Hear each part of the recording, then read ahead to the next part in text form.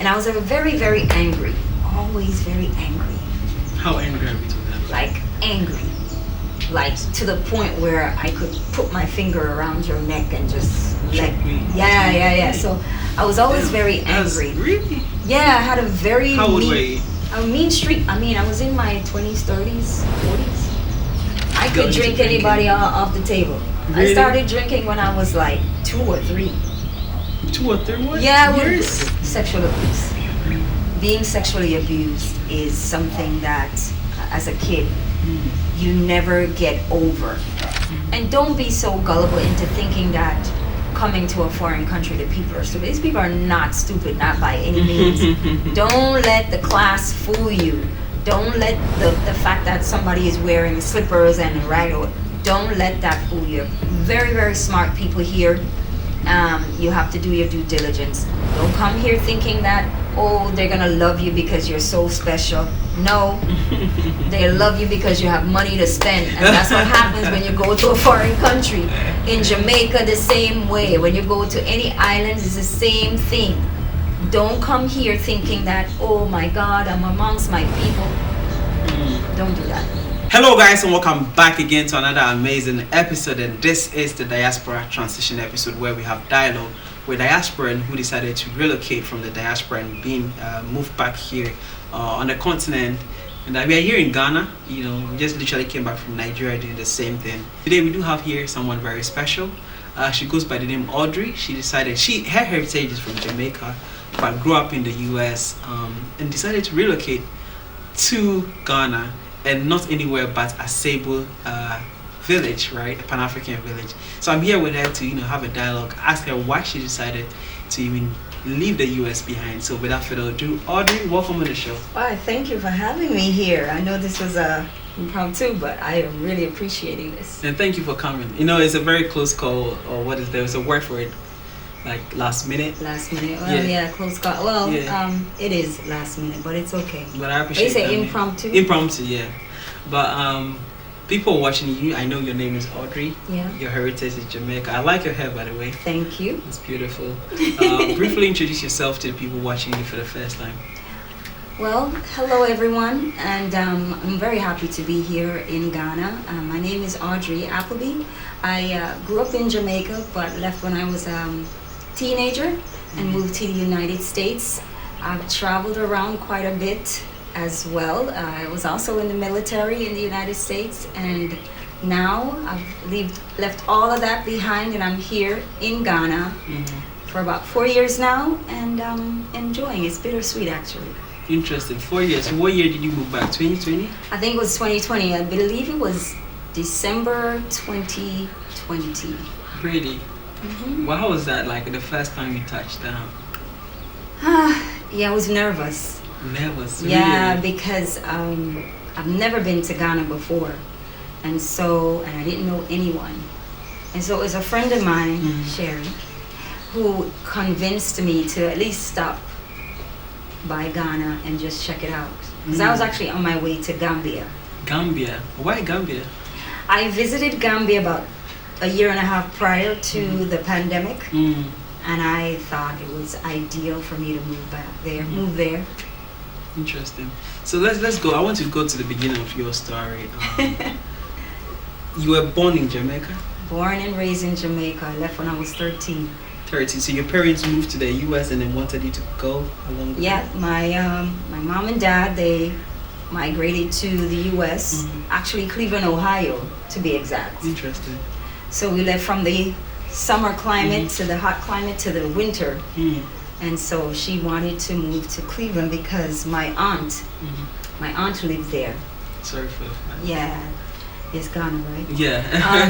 And so my aunt lived there, and so my mom she thought it was a good idea to move to Ohio to be closer to her sister, who would show her the ropes, stuff like that. So we migrated little by little, so she brought us up one by one. Interesting. So growing up in the U.S., Ohio, how was that like as a Jamaican heritage growing up? Very crazy because, we speak a different dialect, stem from English in Jamaica. We call it patois, right? Yeah. And so once you get to a foreign country, of course, you're speaking your dialect and everybody's looking at you like, what in the world are you saying?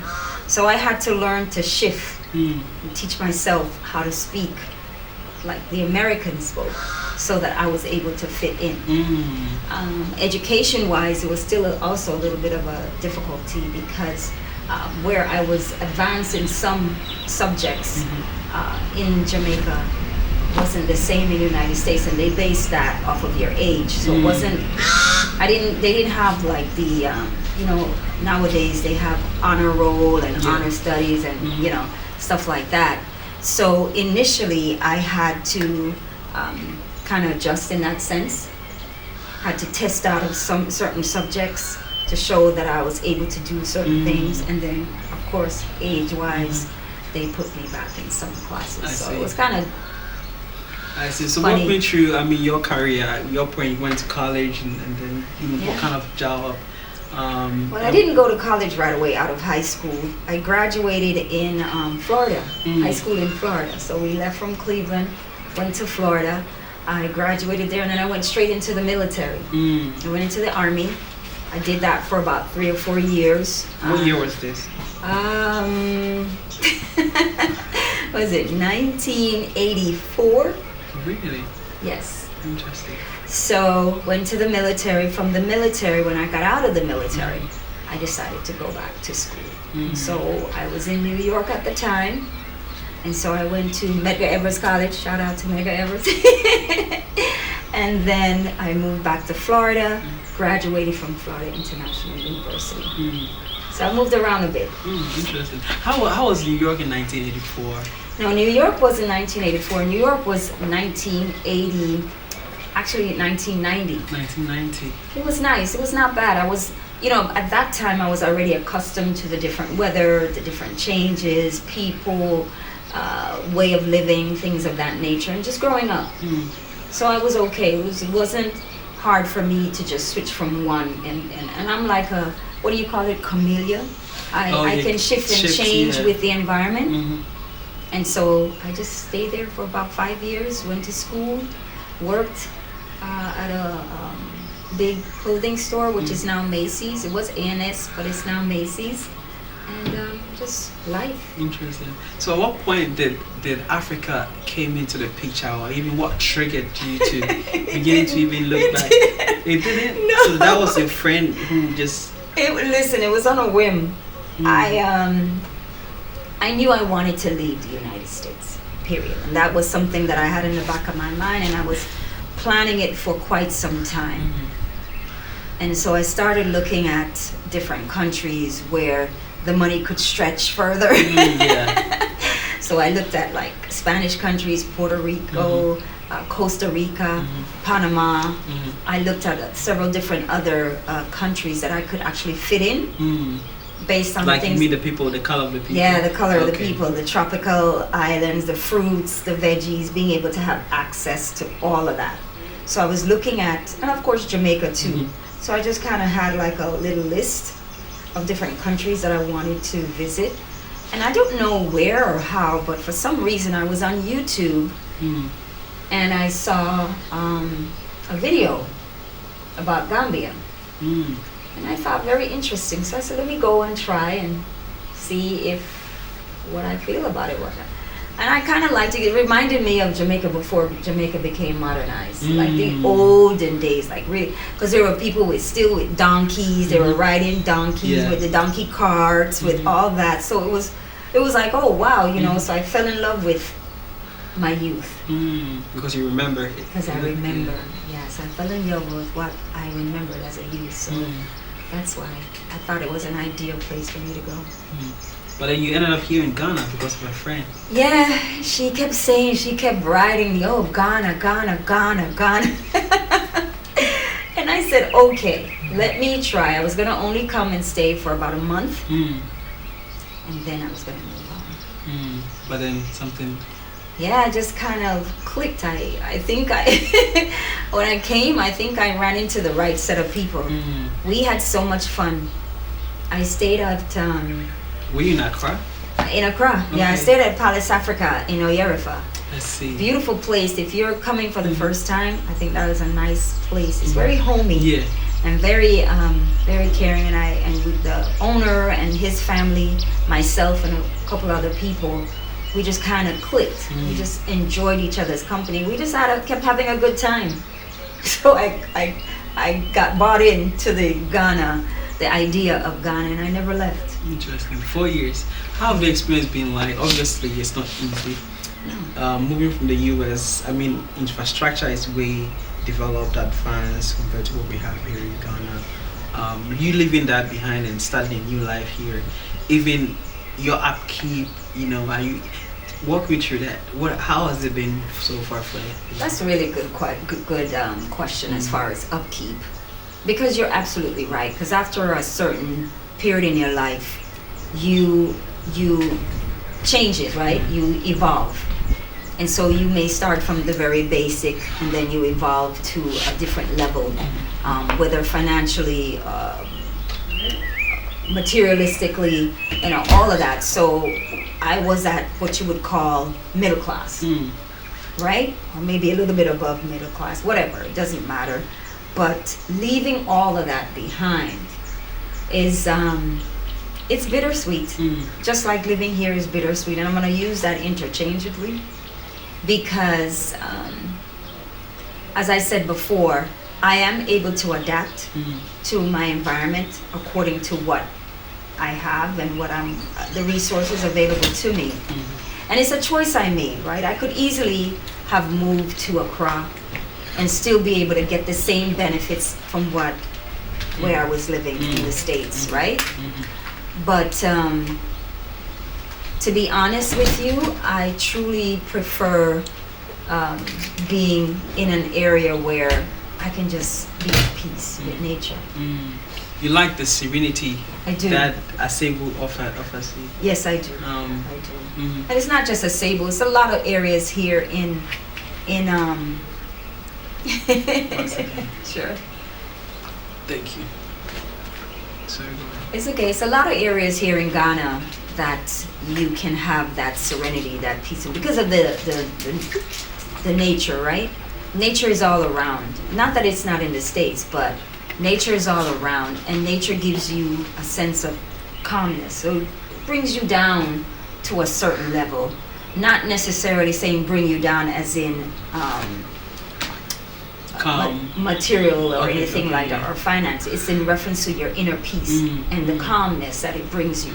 So Ghana has a lot of that to offer. And it's not just Ghana, but tropical islands, countries such as Ghana bring, the warm climate brings you that sense of inner peace. So I knew that's what I wanted, and I knew that's where I wanted to be, in a sense where I wanted to be more closer to my spirituality than actually the human aspect of me. I wanted to see who Audrey was. I wanted to deep dive, so to speak, about who Audrey is and who I could become. And so leaving a lot of that stuff behind, well, not a lot, because I did bring some things with me. It's unfortunate that living in the West, it changes you? It does change you. You find yourself accumulating things. Elaborate on that. Yeah, so in the States, it's almost as if you're programmed to have a lot of things. When I say a lot of things, necessary belongings. I believe so. I love the way how some Ghanaians live, where it's minimalist, right? And a lot of people now are turning to that, having that mindset where they're shifting to become more of a minimalist, right? And so at the end of the day, when you get to Ghana or any other African countries, you're going to realize and see that those that are moving, you realize that you don't need all that stuff, right? So you end up doing a lot more spending, a lot more accumulation. You just pile and pile clothes. Like I had to take, for instance, clothes. I love clothes, and I had closets and closets. I had a 3-bedroom, 2-story home, and each bedroom had its own closet, and each closet was filled with my clothes. Interesting. Shoes on top of shoes. I had a closet with just shoes. all these clothes and it's just little old me, right? And so learning to discard or diminish that to some level. Like let go of it. Let go. I'm still learning to let go. Because there's still a lot of things that I do need to still let go of. But I'm working on me first. And then once I've completed, whenever that moment or that time hits me where it's time for me to let go of all the other material stuff that I've accumulated over the years, then I know I'll be where I need to be. Speaking about letting go, how was when you moved into Ghana? Did you ship your items over? What exactly did you ship? And even clearing it, how was the situation? So I did use a shipping company to ship. Okay, so when I moved out of my house, I diminished my household items and materials to a small storage, a 10 by 5 storage unit. Okay, so I left with just a cabinet and some bins and of course my clothes. My clothes and shoes. And so when I shipped everything here, I used a shipping company. It was very minor stuff. It was mostly a couple of barrels with food items, bins with my certain materials. I'm an advocate of books. I love my books, so I have a slew of books everywhere. So I had to keep my books, and then some shoes and clothes and stuff like that. And so there's little accessories to just have with me, certain small items.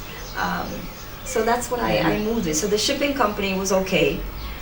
The first delivery went pretty good. The second delivery was not very favorable. I wouldn't recommend it. They shipped the stuff. The guys picked it up and brought it in a small taxi. When they brought it in the taxi, they didn't want to bring it up the stairs because according to them, they didn't get paid for all of that. So it was not a very pleasant experience.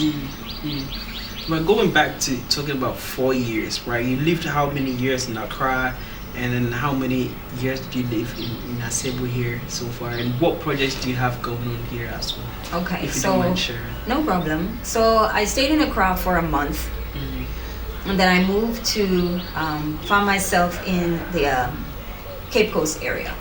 I found an apartment in Cape Coast. Actually, it's so close to the water. I loved it. It was beautiful apartment. Yeah, brand new 2-bedroom, 2-bathroom apartment. It was ideal for me and my stuff. And I stayed there for about 2 years. And then after the 2 years, of course, the landlady, she didn't want to renew our lease. And so I ended up finding a place. Yeah, I wanted to be closer to Pan-African Village because I do have 2 plots here in Pan-African Village. I have not started building yet, but I wanted to be close to my plots so that whenever I was ready, I could move forward. Yes. And so I found an apartment here in Asebu, in the village actually, which I like. I like my apartment. It's like, it has like a cottage feel to it. The initial experience was not great. What made it not so great? The landlord, he didn't do right. And I've tried to, I won't speak too much about it. It was a negative experience. And I've actually shared a little bit of it on my YouTube channel as well, in reference to renting here in Ghana, period, and some of the things to look out for. I was at a vulnerable state because I needed to be back in the United States for my daughter. She was pregnant. And so I needed to move really quick. And so I encroached on the landlord to move fast and get things going. And I think he used that to his advantage to get more money out of me. So anyway, needless to say, I have this long year lease, 5 year to be exact, lease, and I'm actually comfortable. Even though I didn't like the experience, as I said, but I think it's gonna work out in my favor because it's allowed me to just kind of relax as far as having a roof over my head and being able to just come and go as I would like to, with ease. So long enough, I mean, it will allow me to build and do what I need to do. I like that. Now, As far as project goes, right now I have 2 additional plots in Inframandre. I hope I'm saying that right. I always mess up that village. But it's a very nice village. It's a small village, which I love dearly. I'm currently building a studio and a office space. And along with that is going to be a store and a small pharmacy. So I'm hoping that future-wise that the store and the pharmacy will be able to help those in the village, the community, right, to be able to purchase small dry goods items from the stores, so that they don't have to travel too far I see. to go into the market area to get the stuff that they need, the basic necessities. I see. What has been some of the, experiences that has taught you a lesson so far since you moved here in Ghana for the last 4 years now? I laugh. There's so many.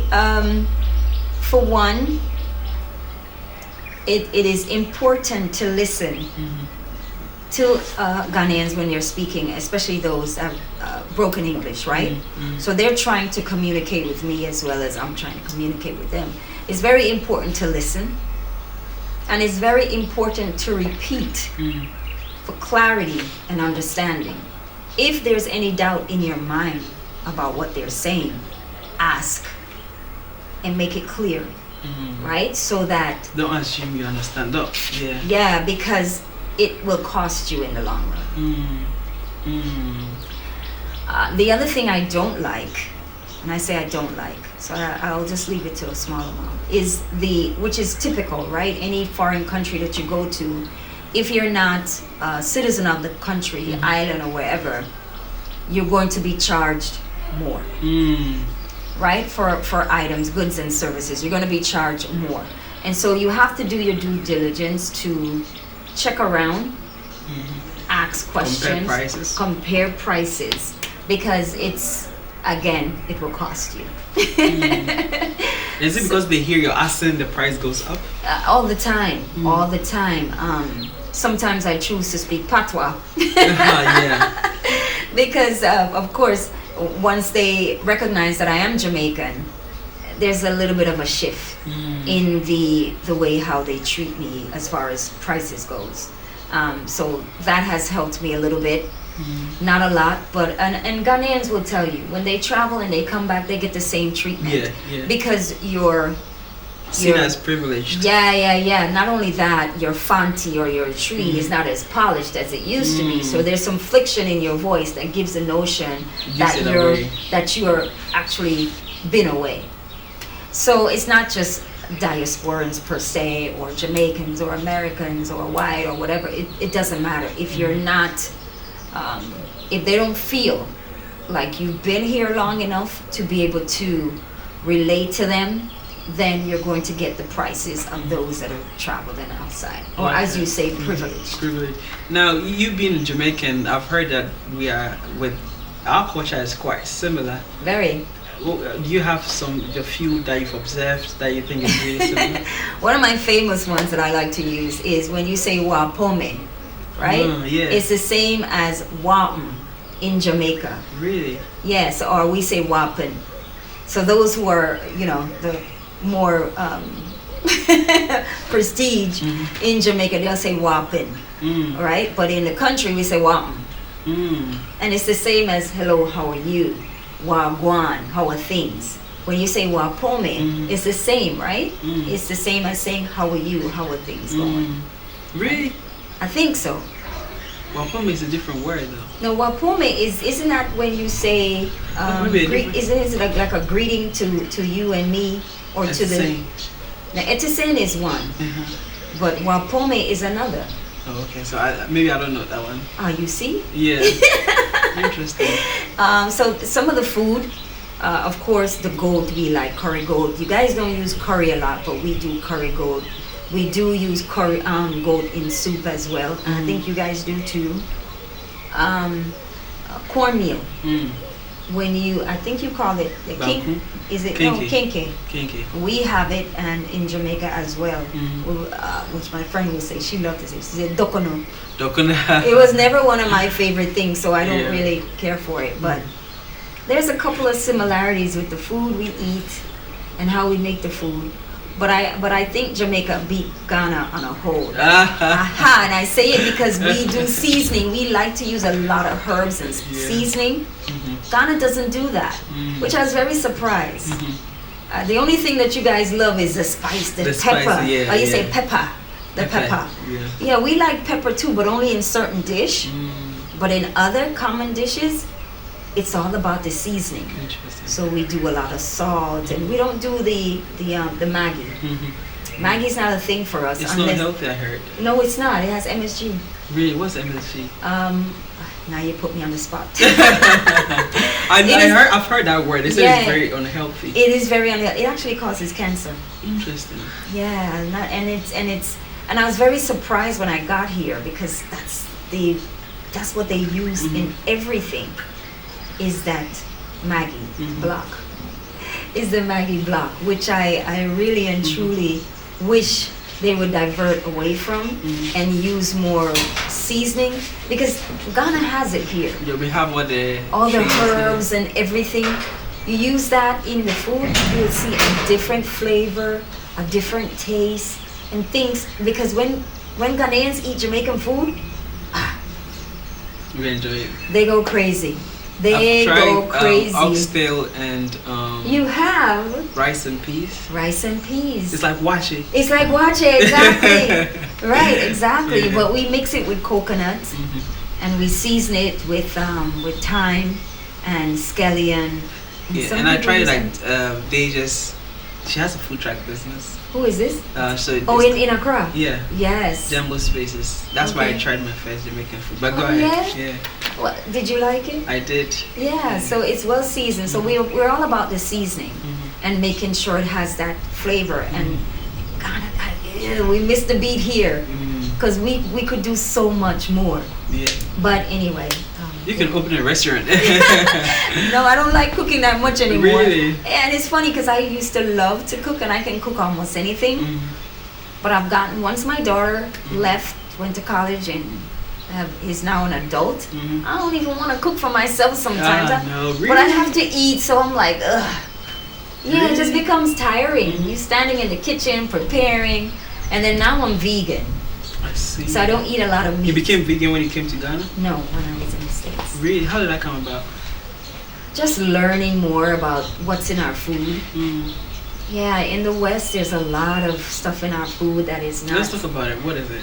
It's not. I mean, this is stuff that we're not even supposed to be consuming. There are a lot of ingredients. I don't know the terminologies, but when you read the packages and the ingredients, the thing is, if you can't pronounce the word, then it's not real. It's made in a lab, or it's chemically put together. Really? Yeah, so if you read a package and it's supposed to be pineapple juice, and inside you have artificial flavor, you have sugar, you have something acid, you have this and you have that, that's not pineapple juice, that's something made up. You read the ingredients and it says pineapple, water, that's it, and some sugar, then that's it. That's an actual real pineapple drink. So that's where we have issues. And so once you learn and understand what it is that you're eating, it's up to you to want to make the changes for yourself. And so that's what I've done. I want us to go back to your story to even talk about your spiritual awakening and when that happened in your life. Was it in the military? No, so it doesn't happen like as you snap your finger or whatever. It is you being conscious and aware of who you are. So for me, I've always been the giver, taking care of, doing. And I was very, very angry, always very angry. How angry are we talking about? Like angry, like to the point where I could put my finger around your neck and just like, yeah. So I was always very angry. Really? Yeah, I had a very How old were you? A mean streak. I mean, I was in my 20s, 30s, 40s. So I had to start looking at why I was so angry all the time. And when you start looking at why you are who you are and the things that doesn't really fit you as who your inner being is saying to you, you start recognizing that there's something wrong. And so gradually making those adjustments as they come to me, making the adjustments to want to do better. Cursing. You know, I was always I would spit out words in a minute.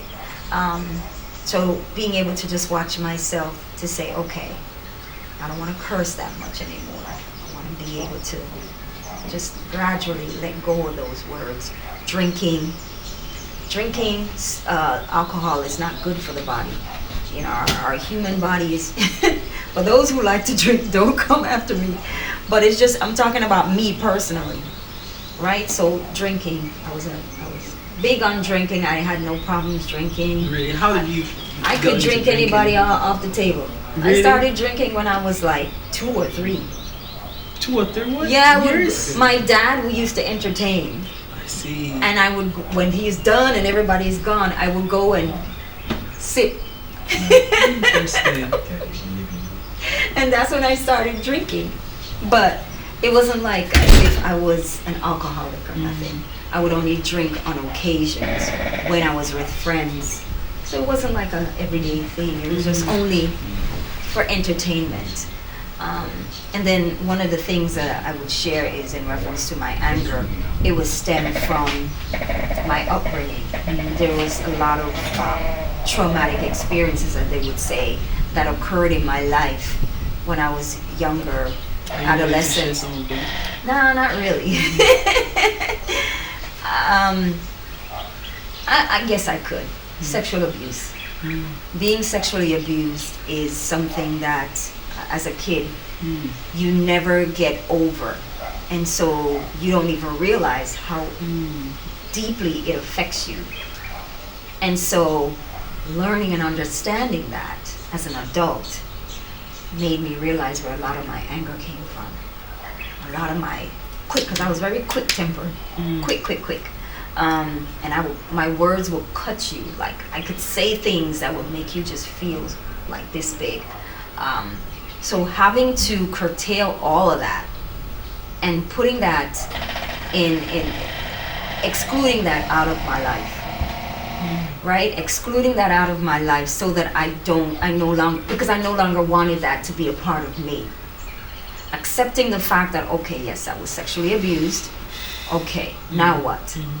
Did it break me? Did it cause me to be different from who I am now? As a matter of fact, it actually made me into a better person. And I say that delicately because when I say a better person, because now it has allowed me to see the inner me, the true me, the softer me, the more gentle, the more kinder, the more aware me. And so those are the things, as far as the spirituality goes, that's what I've been working on.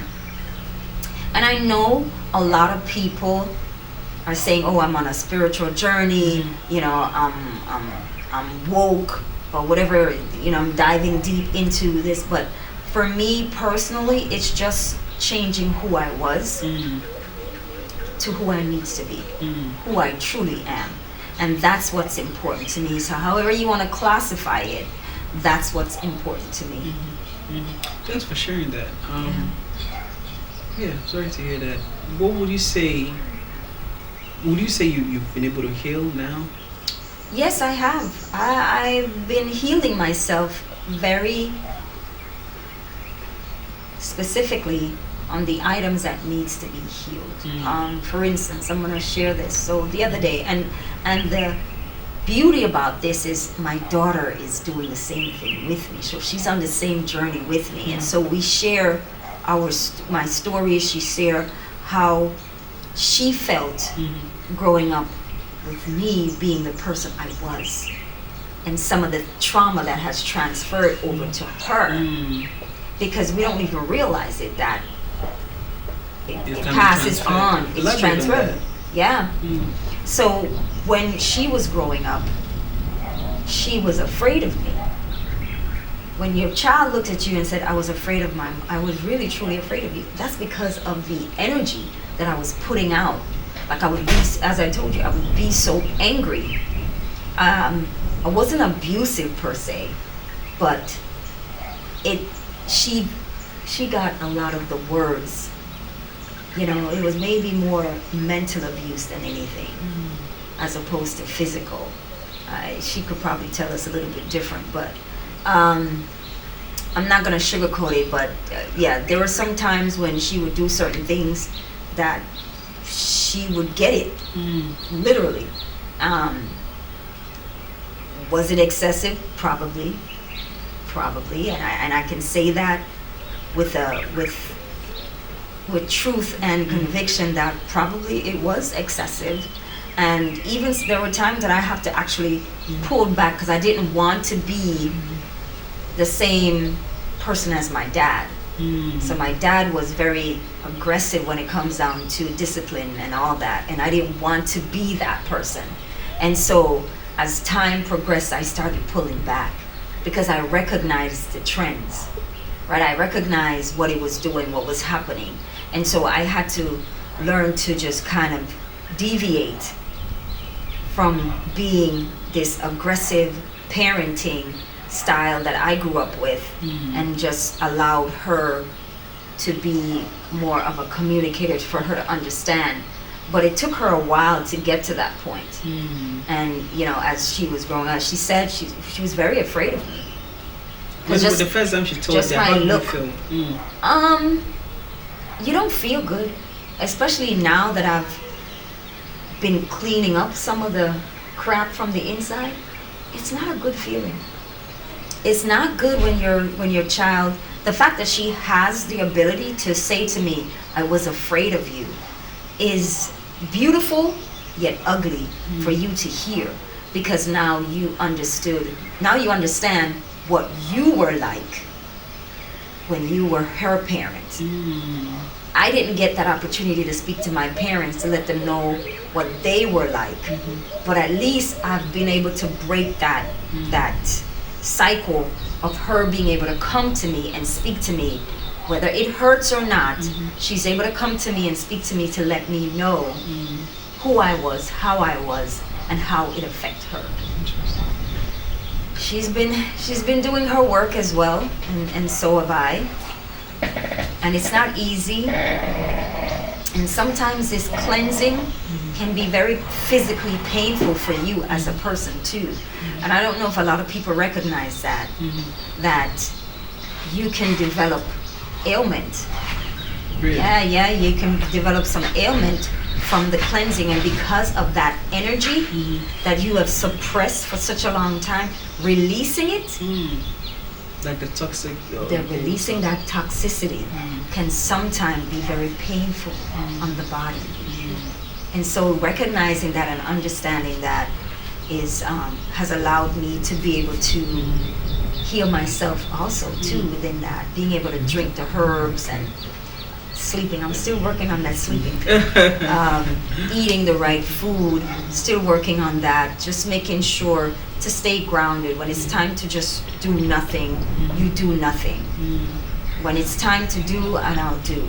But if my mind tells me I don't want to do anything today, then I won't. And I think being here in Ghana has allotted me that opportunity to do so, because if I was in the West, I would be wanting to do. And because that's the mindset, right? That's the mindset. You gotta go, you gotta make this money, you gotta do this, you gotta da.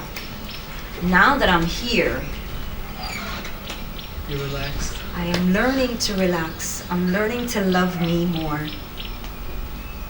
Loving me more than I've ever loved myself, and learning to just stay grounded, enjoy nature, and just let go.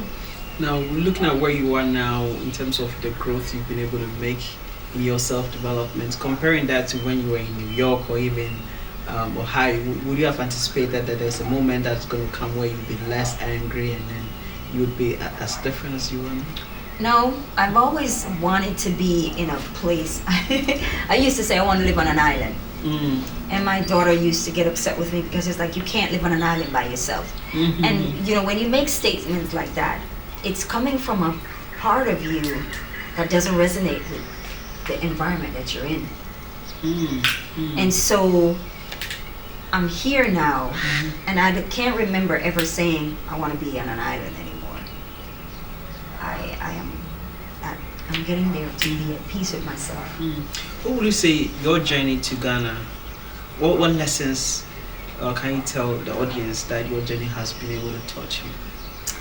My journey has taught me how to love more of me, how to let go of the things that no longer serves me, including some of the characteristics that I no longer wish to have as a part of me. And before I even came to Ghana, I made a promise to myself that I didn't want to be the same character as people portray me to be. And I didn't want to ever look back in the past and think that that's who I am. No, I wanted to be in a space where I can look at me, love me for the present moment where I am, and know that whatever comes after, I can appreciate it or not. And if I don't appreciate it, it's not something for me to hold on to because it wasn't meant for me. If there's a lesson that I can learn out of any experience, I would take it and use it for good to be able to propel forward. Ghana has taught me a lot about me. And I can say to you all that are coming, if you're coming here to Ghana to move here for whatever reason, check yourself before you come, because the environment is different, people are different, it's not exactly the same. Not that you can't have the same lifestyle that you had in the States, you can. However, I think this is a place where you need to come and just kind of learn how to chill and just be present.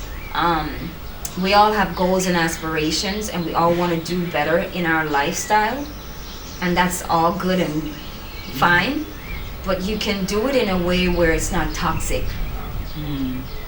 Right? And I say that because it doesn't have to hurt you as much in trying to get those goals accomplished. Because people have come here and they have been able to accomplish these goals, and they've made a killing, you know, and still are, and enjoy, and still be able to enjoy that freedom of not having to feel like you have someone looking over your shoulder, pointing at you and telling you what you need to do and what you don't need to do. There's a sense of freedom here. And it's probably the same in a lot of the African countries or in the islands. But when you move away from a society that makes you feel like you are in a box, per se, that's the sense of freedom. And that's what I wanted. That's why I'm here. That's why I'm still here. Do you ever see yourself going back to America? Probably not. Only to visit my daughter, my grandson, who just turned 1. Congratulations. But thank you. But I don't foresee that. If anything, I would move somewhere else. I don't know where. Wherever that's going to be. Maybe an island, maybe another African country, but probably not the States. If you do have advice to even people, diaspora contemplating on embarking on the journey moving to Ghana, what would that advice be? I've said this in my channel, but I think you all need to try to link with someone here, right? It's gonna help you. When I came, I barely knew anyone, and through my friend Sherry and another person, I was able to link up with the Palace Africa group, and I was able to kind of blend in really well. And you can do that too. There's a lot of people who know how to just deep dive into a new place and just let it flow, right? And I commend those. But for those of you that are interested in coming, I'm here. It's services that I do provide as well, but you can come. Make sure you link up with someone either on YouTube. Make sure you check that person out completely. Not everybody on YouTube is going to be your favorable for you. So you have to go with your inner spirit. Make sure your spirit guides you to the right person, because so that you're not slighted, right? So get with someone that can help you, that will show you the ropes, make sure you're able to get the best, at least majority of what you want out of your visit in coming to Ghana. And it's a good place. There's a lot of things that will surprise you, but if you take it in stride, you'll be okay. And don't be so gullible into thinking that coming to a foreign country, the people are stupid. These people are not stupid, not by any means. Don't let the class fool you. Don't let the fact that somebody is wearing slippers and rag, don't let that fool you. Very, very smart people here. You have to do your due diligence. Don't come here thinking that, oh, they're gonna love you because you're so special. No, they love you because you have money to spend, and that's what happens when you go to a foreign country. In Jamaica, the same way. When you go to any islands, it's the same thing. Don't come here thinking that, oh my God, I'm amongst my people. Don't do that. Try to link up with someone that you can work with. Check around. And one of the things I want to say, when you're checking around and finding the right person, don't get 3 and 4 people to do the same thing that you want to. No, make a decision after you have vetted a person. Make a decision on who it is that you want to work with, and work with that person directly. Because later it will cause confusion, it would cause chaos, and nobody wants that. And it's time being wasted. So please do your due diligence. And make sure you link up. How did your YouTube channel start? What made you wanna do a YouTube video? I'll be honest. I'm an introvert, so I don't like being on camera. But something kept pushing me and telling me I needed to talk about my spirituality, and I'm still very shy. So I have a channel where I try to talk about spirituality, but I'm not comfortable. Really? Yeah, I was not very comfortable with it, and so I think I have maybe like 3 or 4 videos on there. What makes you uncomfortable though? Do you feel like because of what the feedback people would say or judge? Me, I'm very judgmental of myself, and so that's also another thing about cleaning up your inside, right? Is having the confidence to believe in yourself. That's a big deal. Having the confidence to believe in yourself. And so I'm growing with that. Even though I was successful, there was still a part of me that was very closed off. And so when I started the channel, and then I stopped, and then I started thinking about my experience here in Ghana and what that was like. And so I interviewed a person that I became friends with, a surveyor, a land surveyor. I felt like he was good people to work with, and so I started with him pointing out the pros and cons about buying land here in a Cebu area and in Ghana really. And so I did that, and I did it in two parts, and then I stopped. And then I left to the States to help my daughter out. As I said, she was pregnant, and I ended up staying there longer than I anticipated. So when I came back, I said, okay, am I gonna do this? I had to talk myself into it. So I went ahead and started talking about my experience, different things that you're gonna encounter when you move to Ghana, some of the things, the pros and cons, not necessarily in that order, but just elaborating on different experiences. I like that. Now, in America, did you had any kind of pushback where are your parents or family, apart from your daughter at the moment? All right, so my daughter is in Florida. Most of my family is in Florida, actually. My mom is currently in Jamaica. My mom and my brother currently in Jamaica, and then I had family in Ohio, but he recently passed. My brother, my oldest brother, he recently passed. Yeah, he was like my best friend.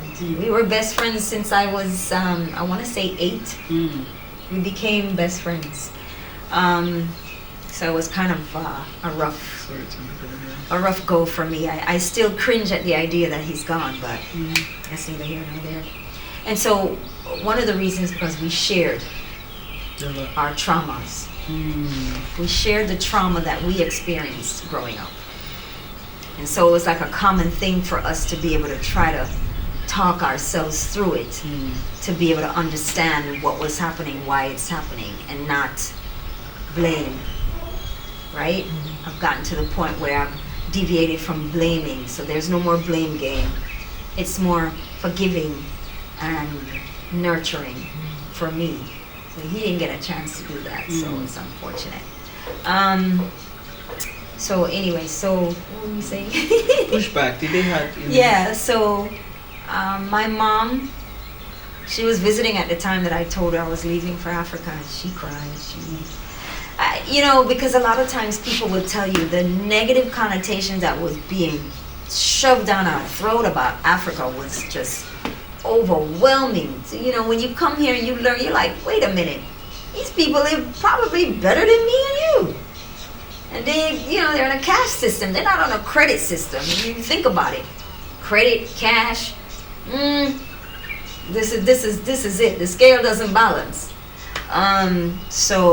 And my brother, we still don't talk. My youngest brother, we don't talk today because he was so upset, and he said some negative things to me when I was leaving. Really? Yeah. But everybody else, just my sister, she's okay. She's okay. My daughter, she hates when I'm away from her, but she understands.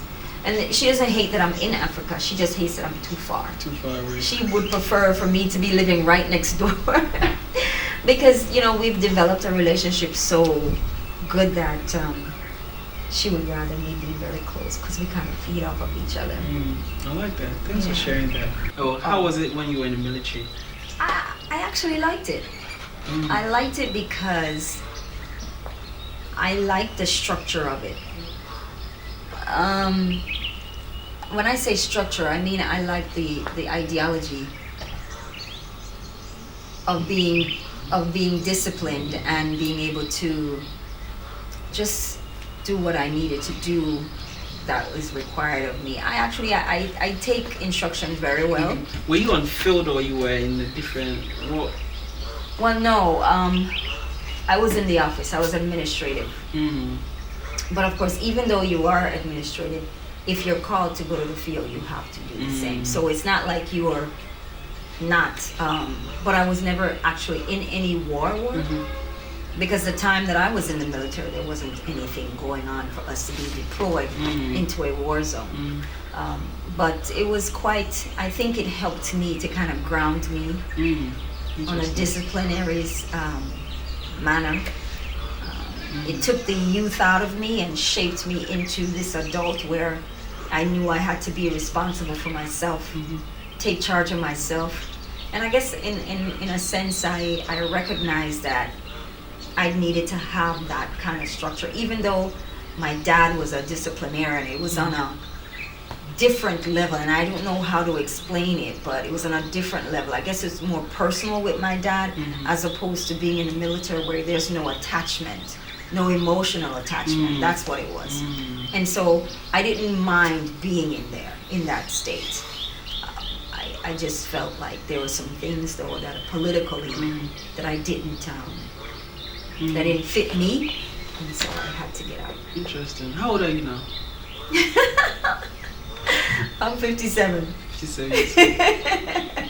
Because I like your energy. You have a very young energy. Oh, thanks. Yeah. I think. Is that good? Yeah. You have very young energy. It's a good thing. Yeah, I believe that you can be. I don't like to buy into the age thing, and I think a lot of us have been brought into it where we think that at a certain age you're supposed to be a certain way. I don't think so. I think if you have the mindset and the energy to do certain things, and that's what you do, your body will tell you when it's time for you to stop doing certain things, right? And your mind and your heart will tell you to stop doing certain things. So I feel like I love to laugh. I think laughing helps. Yeah. Right? And I do work out every now and then. I do my yoga, my meditation, my exercise. Try to stay in shape. So And then learning to, just like I told you earlier, to let go and not hold on to a lot of things. As I'm learning and growing with that, it just becomes more easier for me to just be. I see. Yeah. I see. When you were working, I mean, let's say the last 5-10 years, what were your yearly revenues like, salary was like? So I was working in the education field. I was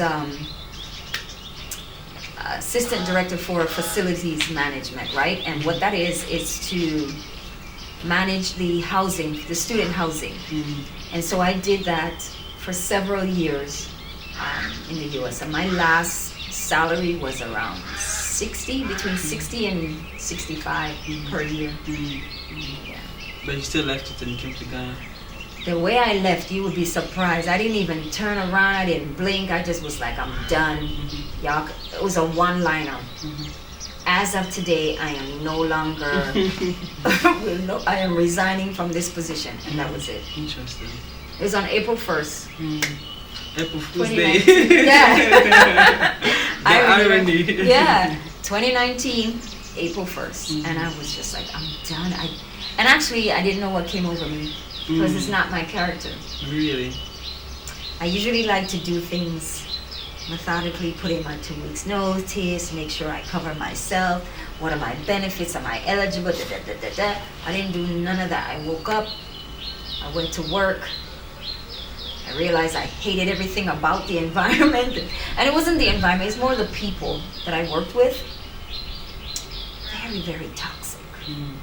Very toxic. What made them toxic? The way how, okay, so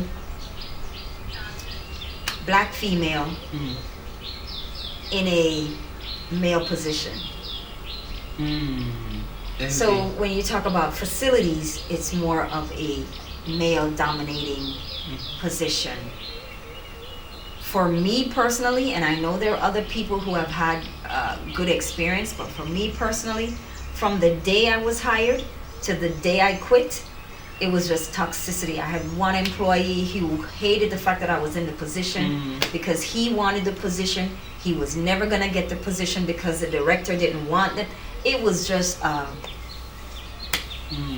chaos from day one. But I have to say, I'm proud of myself because I had the best housing buildings, never had any issues with the parents when they're moving in. The students, I made sure that those students' apartments and everything were always spotless. Was 100%, never had any problems. Wow. I felt like I was, as you say, the fingers were pointing at me because not only did I do a good job, they hated the fact that I was there. Interesting. And when you have to tell a man what to do, a white man what to do, It bruises their ego. It bruises their ego. And all my staff were all white men. Interesting. My supervisor was a white man. The director was a white man. The staff, from the plumber, the masons, whatever you want to go, they were all white. So that's what I endured. I could have sued them, I'm sure, but I didn't. You just I'm wanted tired. to let go of everything. I was so tired. So tired. And also I was in an environment where the vast majority of the attorneys were friends with the board at the university. So they were all friends and knew of each other, and Fort Myers is a small place. Interesting. So I was too happy to just let go. Now I'm finding peace. You can too. No, I'm just kidding. No, you should say it. Don't say you can. You can too. Yeah. Let go and come find peace. Find your peace wherever that may be, but Does Ghana give you peace? yeah, it does. Yeah. When I put aside the money issues, I find peace. Yeah, I'm okay. Well, what would you wish you would have done differently if you knew what you know now 4 years in Ghana?